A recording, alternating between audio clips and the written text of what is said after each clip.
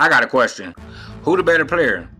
Who the better player? If you were starting a team right now and you needed a power forward and you can choose between these two players, who you taking? Dirk Nowitzki or Kevin Garnett?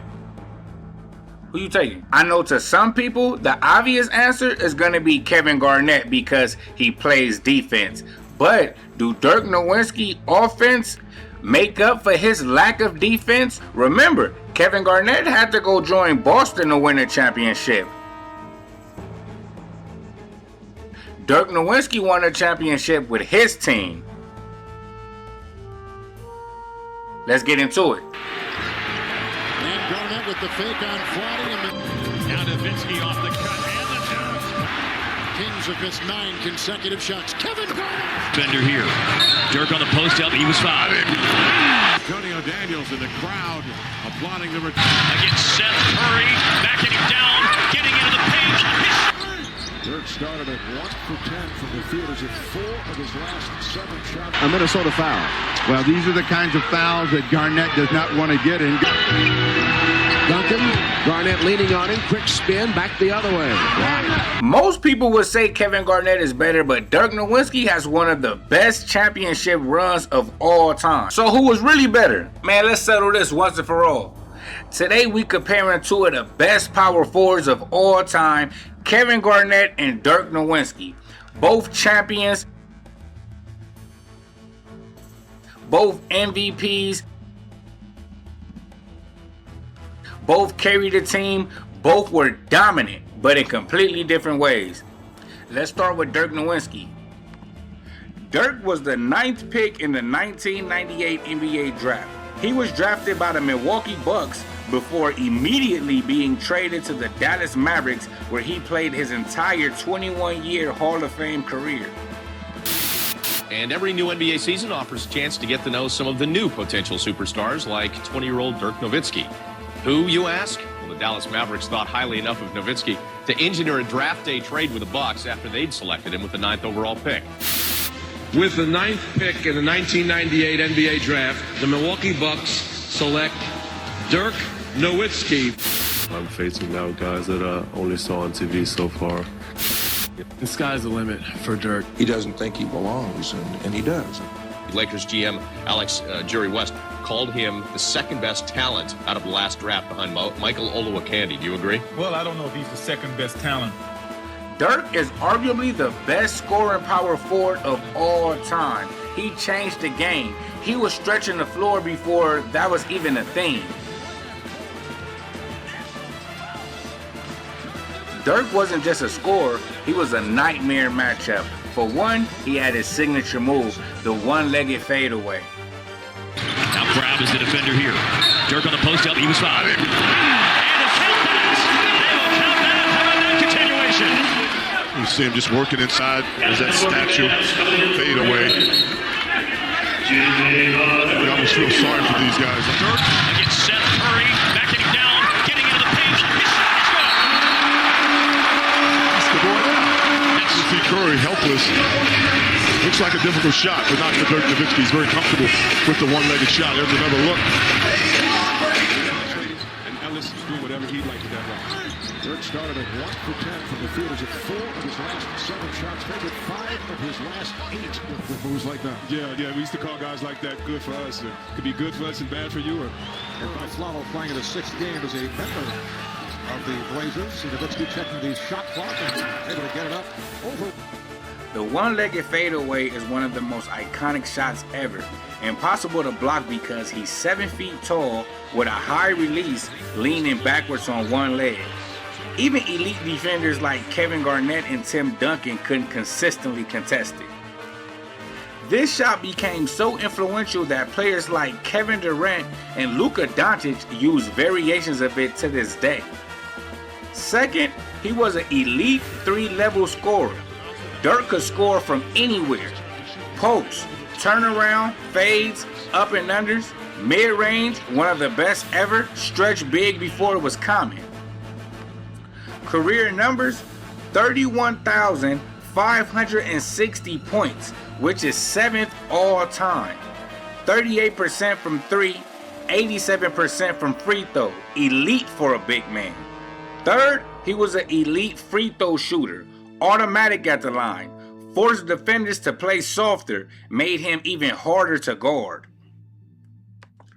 Dirk is an NBA champion, an NBA MVP, Finals MVP, 30,000 plus career points, 12 All-NBA selections. A lot of people leave Dirk out when you talk about the top 5 power forwards of all time, but it's not because of the lack of credentials. Dirk was out there balling. Now let's talk about Kevin Garnett.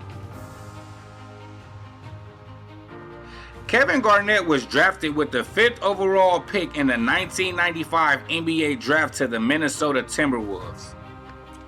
Garnett was notable for being selected directly out of high school, breaking a 20-year trend of no high schoolers being drafted.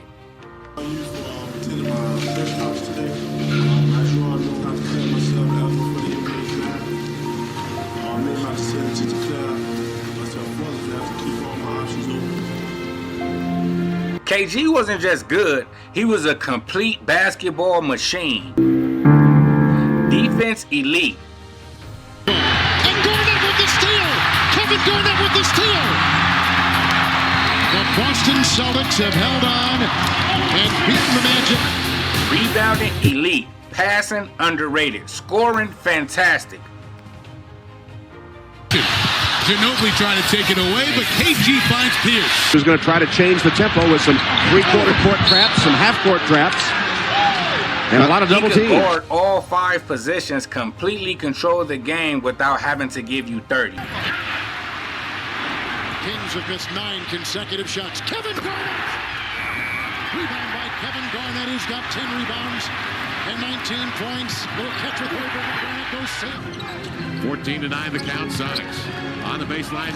It's Allen.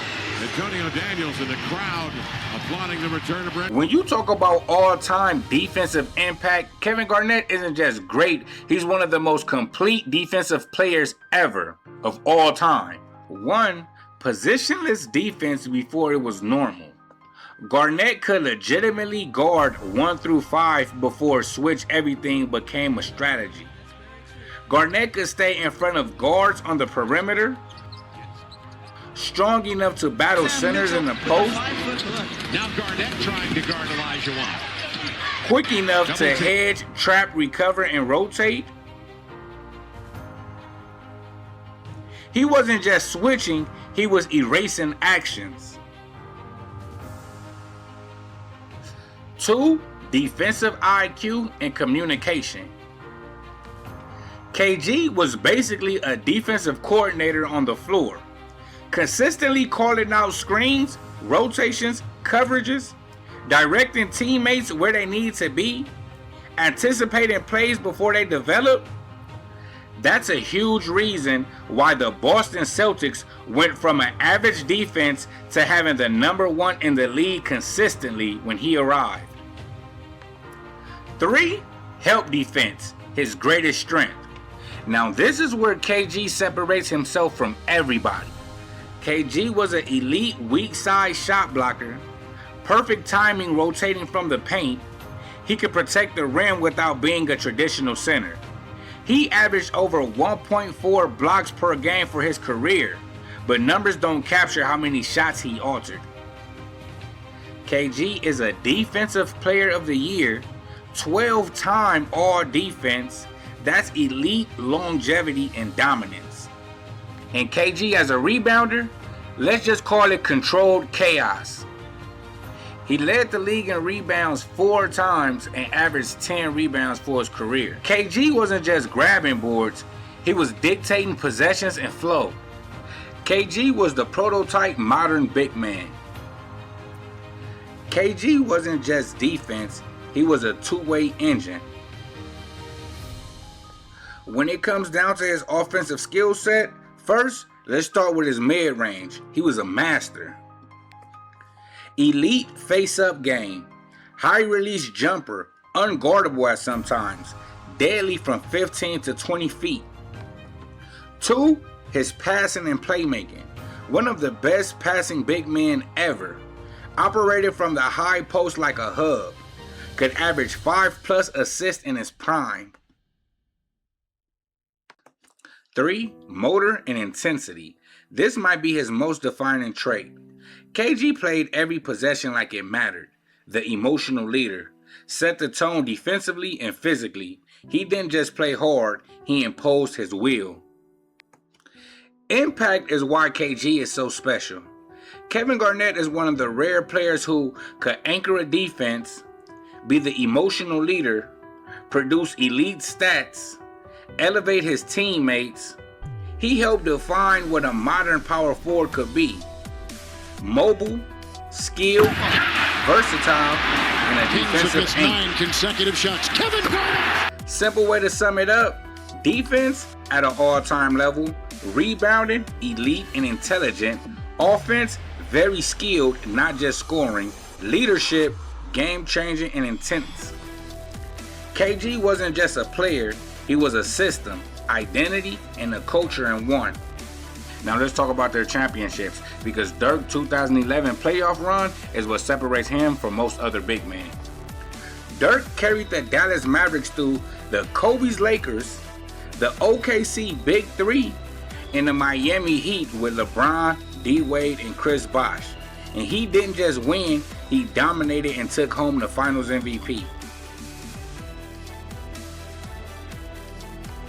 Dirk's 2011 playoff run isn't just great, it's one of the most efficient, clutch, and mentally dominant playoff runs ever. This is the run that erased every soft narrative and turned him into an all-time legend.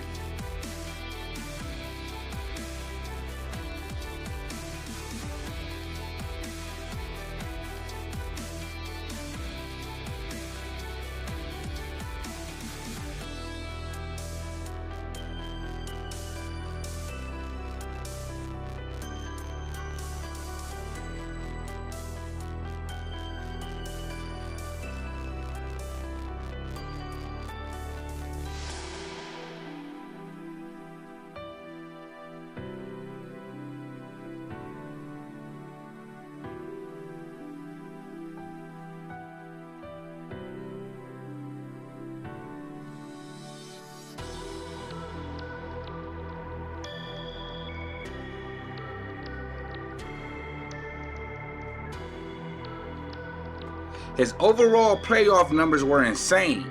27 points per game, 8 rebounds per game, 2 assists per game, 48 from the field, 46 from the three, 94 from free throw, and 61% true shooting. That efficiency at that volume in the playoffs is ridiculous, especially for a 7-footer taking tough jump shots.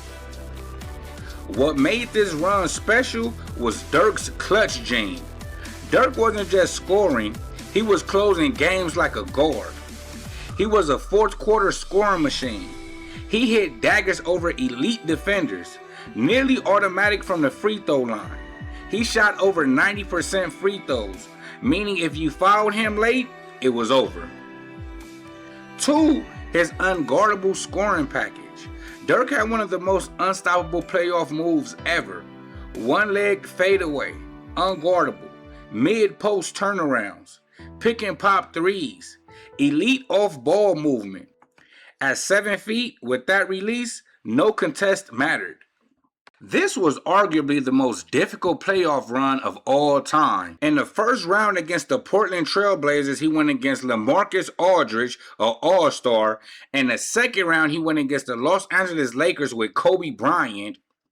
In the third round, he went against OKC with Kevin Durant, Russell Westbrook, and James Harden. And in the championship, he went against the Heatles with LeBron James, D-Wade, and Chris Bosh.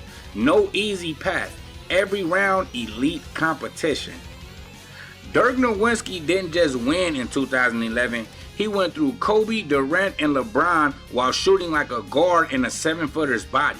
That's just not a championship run. That's one of the greatest playoff performances we've ever seen. In 2004, KG won MVP and basically carried the Minnesota Timberwolves deep into the playoffs by himself.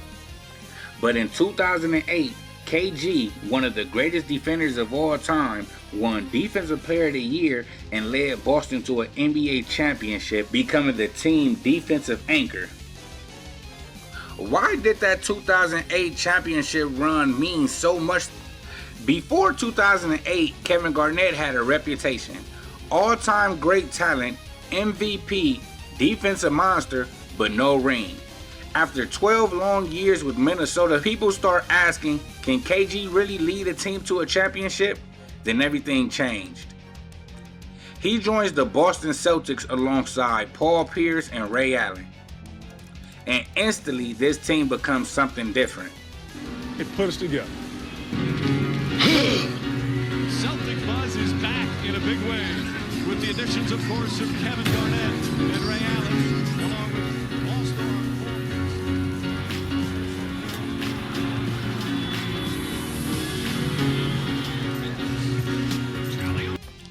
This wasn't just a super team, this was KG's team emotionally. He brought a mindset, a culture. But more importantly, he turned Boston into the best defensive team in the NBA. Not good, not great, the best. And KG was the reason why. Kevin Garnett wasn't just playing defense, he was controlling the entire game without the ball. Calling out plays before they happen, rotating perfectly, protecting the rim, switching on to guards. He could guard 1 through 5 in moments. And in that year, he wins Defensive Player of the Year. But what makes this run special is he brought the same intensity every single playoff game.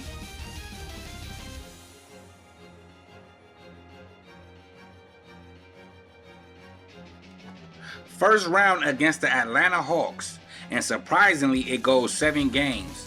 Boston struggled on the road and the pressure is already building, but KG, steady. Game 7, elite defense. He sets the tone. This team is winning with toughness. Next round, Cleveland Cavaliers, and now it's LeBron James, a young, explosive LeBron James, attacking the rim every play. And who's waiting for him? KG, anchoring the defense, forcing tough shots, controlling the paint. Game 7, while Pierce and LeBron go shot for shot, KG puts up 26 and 16 and controls the game in ways the stat sheet doesn't even show. Eastern Conference Finals against the Detroit Pistons, a team full of veterans, physical and experienced. But KG, he raises the intensity. 22 points per game, elite defense. And Boston proves something right here. They're not just talented, they're tougher than contenders. Now it's time. The NBA Finals versus the Los Angeles Lakers. Kobe on one side and KG anchoring everything on the other. He's defending pick and rolls, battling Paul Gasol, controlling the glass, doing all the dirty work that wins championships. Game 6, the closeout game. KG goes for 26 points, 14 rebounds, and Boston doesn't just win, they destroy the Lakers. One of the biggest blowouts in finals history. And then the moment. Anything's possible. Anything is possible. That scream, that wasn't just excitement. That was 12 years of frustration released in one moment. And just like that, KG legacy changes forever. From all-time great but no ring, to champion, defensive legend, and one of the greatest leaders the game has ever seen. Dirk had the offensive masterpiece in 2011, but Garnett in 2008, that was a defensive takeover. A run built on intensity, sacrifice, and leadership. So the question is, which run do you value more? Offensive greatness or defensive dominance? Now let's break it down. Scoring, Dirk, easily. Defense, KG, not even close. Playmaking, KG. Rebounding, KG. Clutch scoring, Dirk. So what does this really come down to? Now here's where people get it wrong. If you're building a team, you might want to go with KG because he's the all-around better player. But if you need someone to carry your team to a championship, Dirk proved he can do it at the highest level against the toughest competition. Now, KG might be the better all-around player, but who had the better career? To me, one of the key factors is Kevin Garnett had to leave his team and join Boston Big Three to win a championship. Dirk Nowitzki dragged, I don't want to say a mediocre team, so we're going to say an older team. An old man Jason Terry, an old man Jason Kidd, a 5'6", 7', 8" JJ Barrera. Dirk dragged them to a championship. He didn't go join another superstar. He didn't ask another superstar to join him. He took the team he had and took them to a championship. And not only took them there, won it. And not only did he win, he beat LaMarcus Aldridge. He beat Kobe Bryant. He beat OKC with Kevin Durant, James Harden, and Westbrook. Then he beat the Miami Heat in the championship. He beat LeBron James, D Wade, and Chris Bosh. So if I had a team and I needed a power forward, who I'm going with, drum roll please, I'm going with Kevin Garnett. Even though I believe Dirk Nowitzki had the most impressive playoff run ever, I believe KG is the perfect player to start your team with. He does everything. He can do everything defensively. He can do everything offensively. Defensively, one of the best players of all time. Offensively, one of the most elite power forwards we've ever seen. But I want to hear what you think. Get in the comments and let me know who would you choose. I thank y'all for going down this NBA hole with me. I am Mega. I'm up out of here.